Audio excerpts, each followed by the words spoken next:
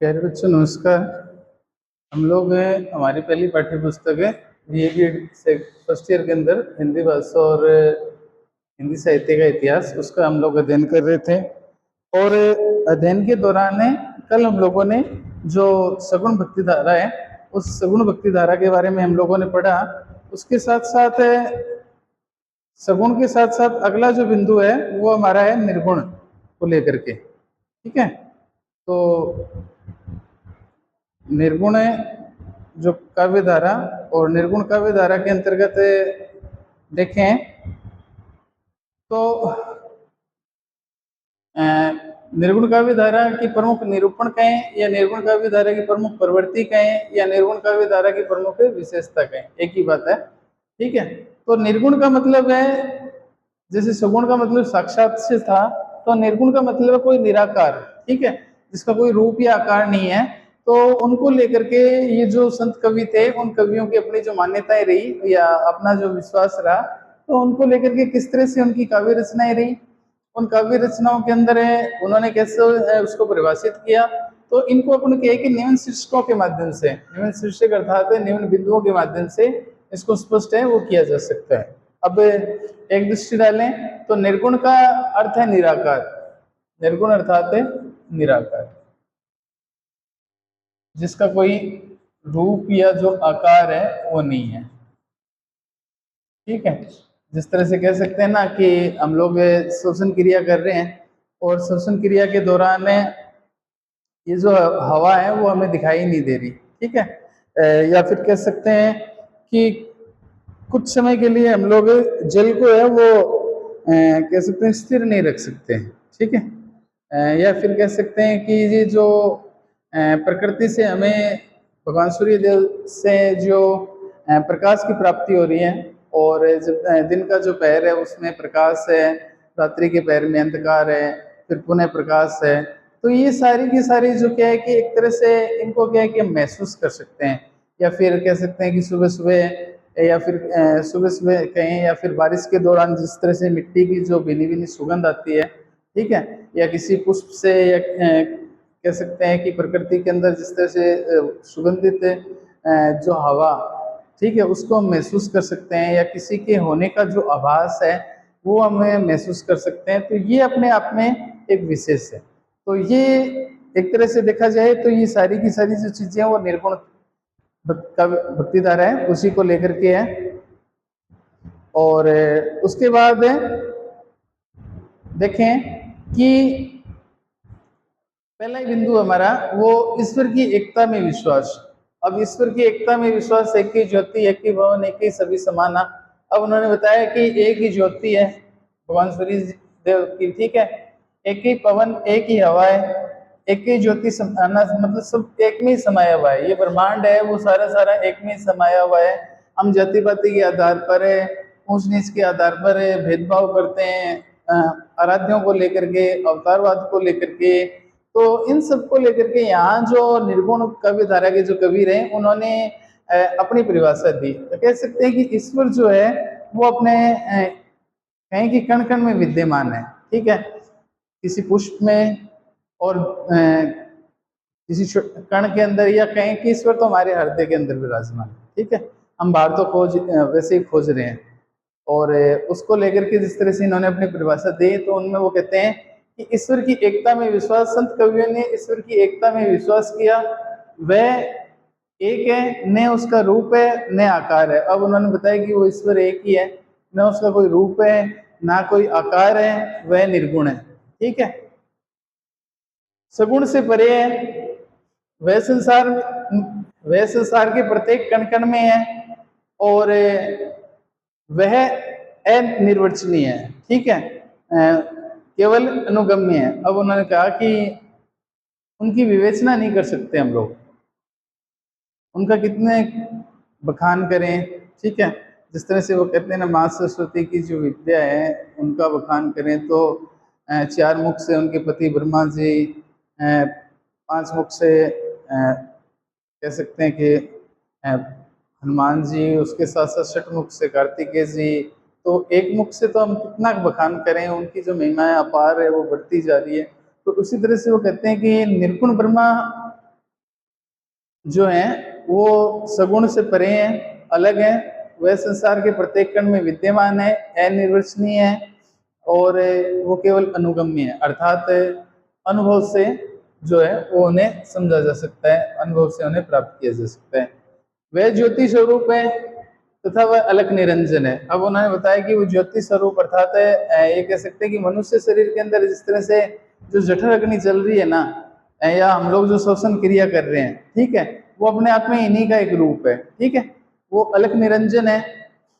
भक्ति और योग से ही उन्हें प्राप्त किया जा सकता है। अगर एक दृष्टि से देखें तो ईश्वर की जो उपासना है वो भक्ति और योग से, ठीक है, अपने इंद्रियों को वश में कर करके अपने आराध्य के प्रति निस्वार्थ भाव से भक्ति करके, तो इसी से उनकी जो प्राप्ति है वो की जा सकती है। और व्यर्थ के जो कर्मकांड है वो दिखावा है, उससे नहीं, ठीक है।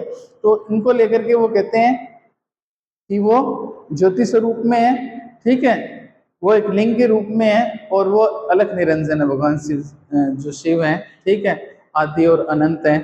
तो जिस तरह से उनकी खातिर बताए जाते हैं, तो यहाँ अलग निरंजन उन्हीं को लेकर के एक अलग है, एक कहने मतलब ज्ञान, मन के अंदर चेतना की जागृति करना और ईश्वर की उपासना करना, उनको लेकर के ये करते हैं। और योग से वे प्राप्त हो सकते हैं, उनका नाम अक्षय पुरुष है। अब उन्होंने बताया कि उनका जो नाम है वो एक तरह से अक्षय पुरुष है, ठीक है। सतपुरुष है, सत्य की खातिर जो सत्य के मार्ग पे चलने वाले हैं, ठीक है।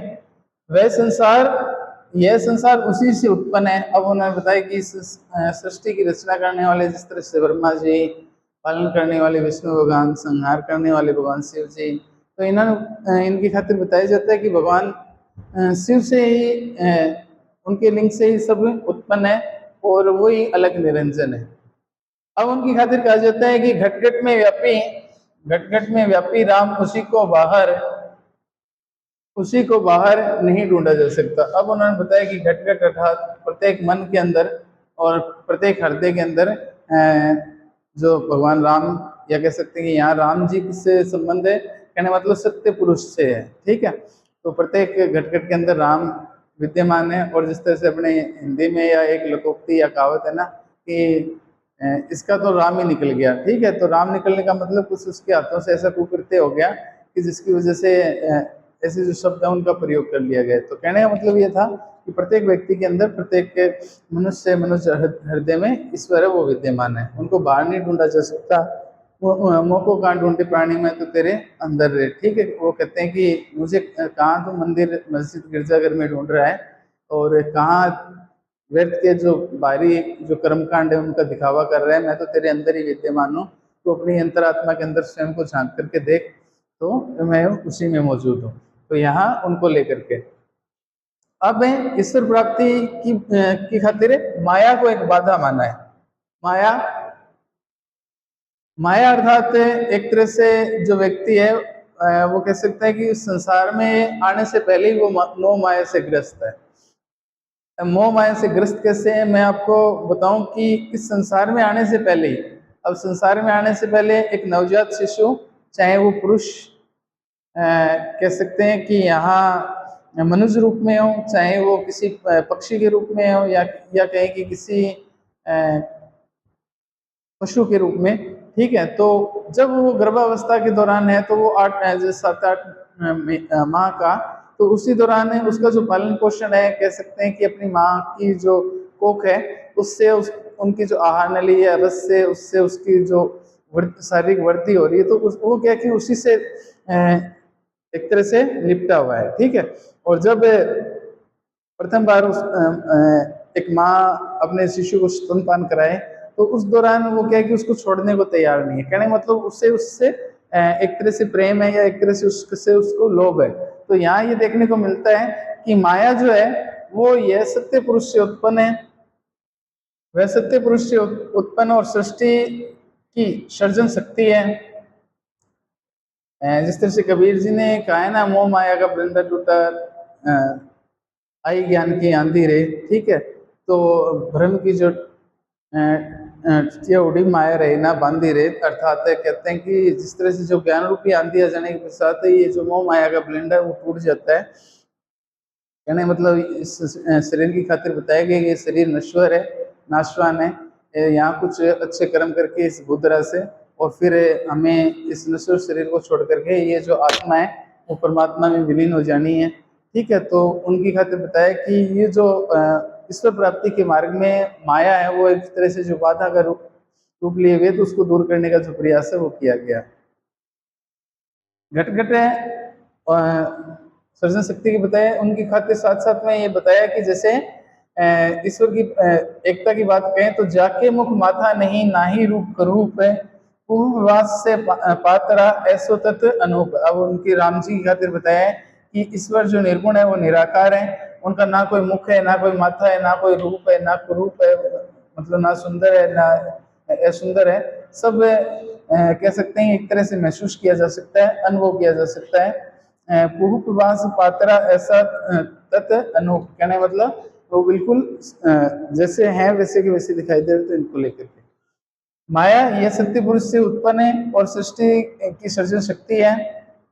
अब इनकी खातिर कहा गया कि सत्य माया और मिथ्या माया, एक तो सत्य माया जो राम जी से या कह सकते हैं कि परम अविनाशी जो पुरुष हैं उनको लेकर के, और जो मिथ्या मतलब झूठी, इनके दो रूप बताए गए हैं। माया का जो सत्य रूप है वो ईश्वर की प्राप्ति में सहायक है, माफ करना, माया का जो सत्य रूप है वो ईश्वर की प्राप्ति में सहायक है, जबकि मिथ्या रूप है जो झूठा रूप है वो बाधक है। कहने का मतलब हम जिससे अपनी भौतिक वस्तुओं के लोभ की खातिर और कह सकते हैं कि ईश्वर प्राप्ति में ध्यान कम ही लगाते हैं, जबकि ये कहें कि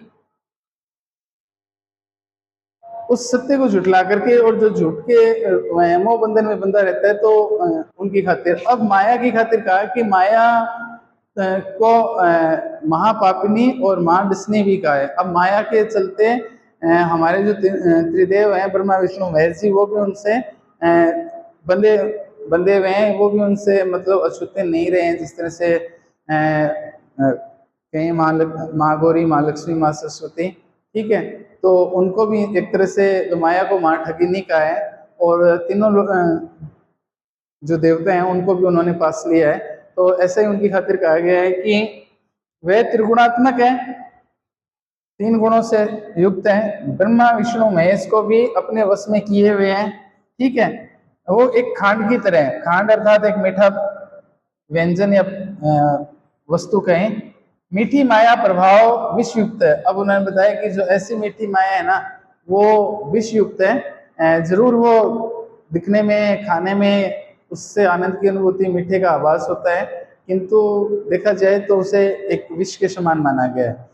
वह माँ ठगिनी है, और उनको एक माँ ठगिनी के रूप में कहा गया है कि जिस तरह से उसी के वशीभूत होकर के, जैसे लोभ कह सकते हैं एक तरह से, तो उनको लेकर के, और जैसे मनुष्य की जो प्रतिक्रिया होती है तो उसको लेकर के यह बताया गया।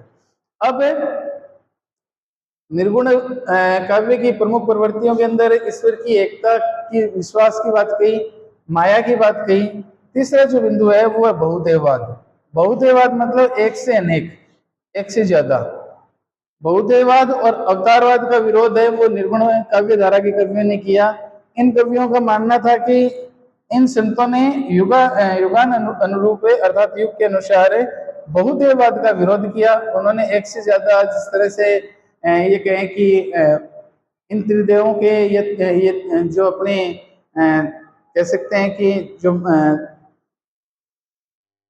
उनके जो अलग रूप देखने को मिले, जिस तरह से विष्णु जी के जो 9 रूप हैं, कह सकते हैं 9 बार उन्होंने भूधरा पर जन्म लिया। भगवान शिव जी के जो रुद्र अवतार हनुमान जी के रूप में कहें, माँ देवी दुर्गा के ये कह सकते हैं कि माँ लक्ष्मी के रूप में, माँ सरस्वती के रूप में, माँ गौरी, जिस तरह से 51 शक्तिपीठ हैं, तो सब इन सब की खातिर कहा कि बहुदेववाद, जिस तरह से अलग अलग रूपों में हम अपने आराध्यों की पूजा करते हैं, ठीक है, लोक देवता के रूप में पूजा करते हैं, तो इनका यहाँ निर्गुण के काव्य धारा के जो कवि थे उन कवियों ने इनका विरोध किया।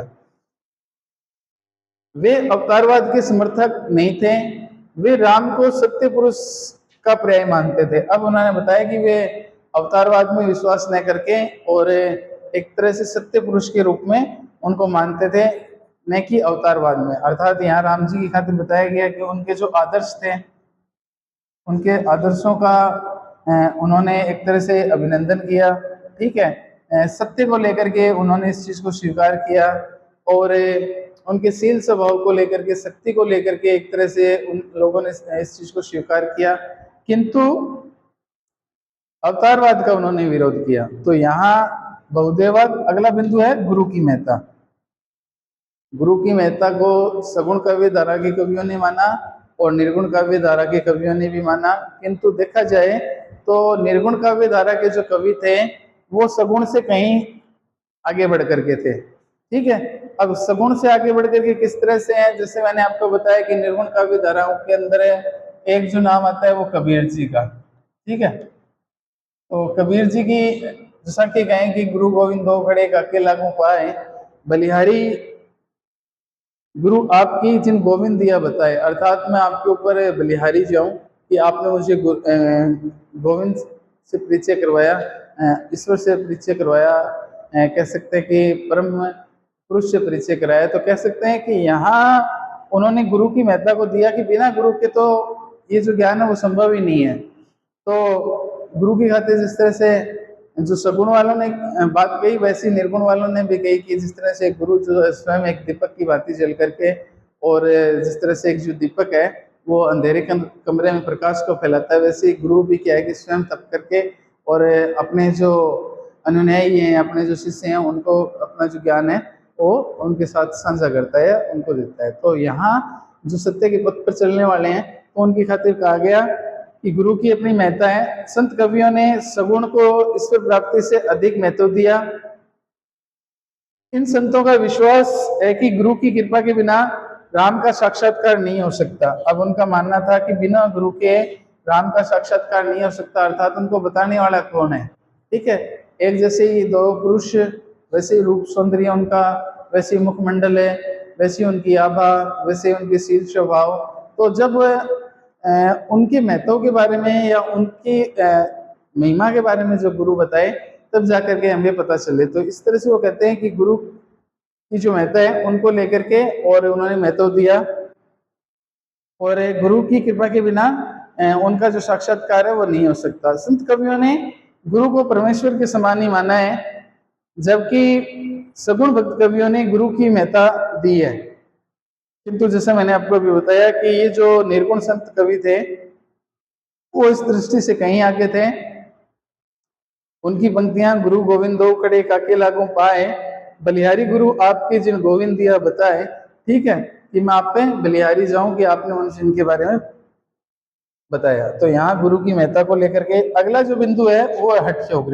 हठ योग, हठ योग है निर्गुण काव्य धारा में हठ है सिद्ध, ठीक है, जो सिद्ध कह सकते हैं। सिद्ध मतलब हठ योगी, ठीक है, जो सिद्धियों को प्राप्त करने वाले हैं अपनी इंद्रियों को वश में करके, और कह सकते हैं कि बलपूर्वक। हठ योग का मतलब है बलपूर्वक।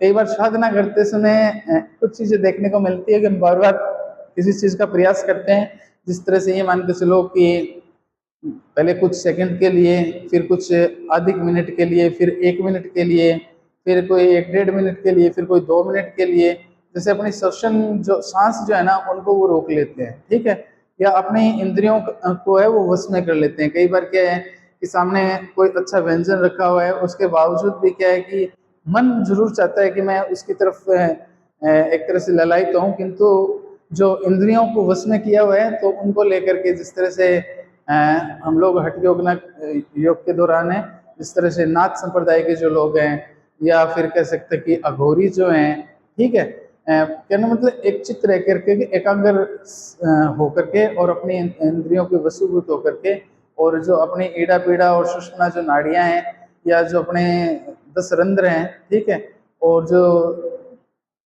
उनको लेकर के या अपने जो चक्कर हैं, ठीक है, तो उनको लेकर के उन अपने आप में वश में रहना किसी चीज को, ठीक है, वशीभूत हो जाना, और इसी तरह से हठ योग, ठीक है। तो हठ योग का मतलब है कि निर्गुण पंथ हठ योग साधना पर पर्याप्त बल दिया गया है। उसके साथ साथ उन्होंने ये बताने का प्रयास किया है कि यहाँ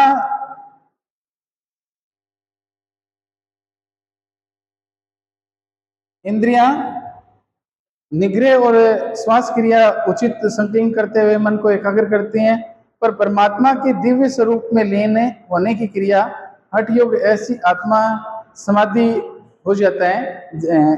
तो उसको लेकर के भी उन्होंने बताने का हठ हठ का मतलब, हठ से तात्पर्य ये है कि जो बलपूर्वक ब्रह्मा का साक्षात करने की दृढ़ इच्छा रखता हो या तदनुकूल क्रिया करता हो, तो वो हठ योग के अंतर्गत आता है। तो यहाँ हठ योग से अस्य यही रहा कि कह सकते हैं कि अपनी योग साधना के चलते हुए उन पर बल रखते हुए, इंद्रियों का निग्रह करते हुए, श्वास क्रिया उचित संतुलन रखते हुए और मन को एकाग्र करते हुए परमात्मा की जो दिव्य स्वरूप है उसमें लीन होने की जो क्रिया है वो हठ योग कहलाती है। तो ऐसी आत्मा समाधि हो सकता है। तो यहाँ हठ योग का तात्पर्य कह सकते हैं कि जिसे बलपूर्वक ब्रह्मा की प्राप्ति की जाए, साक्षात्कार करने की जो दृढ़ इच्छा हो, वो इसके अंतर्गत। तो आगे जाति पाति का भेद और कुछ और अन्य है तो वो हम लोग अपनी अगली कक्षा में कर लेंगे। आज के लिए इतना ही।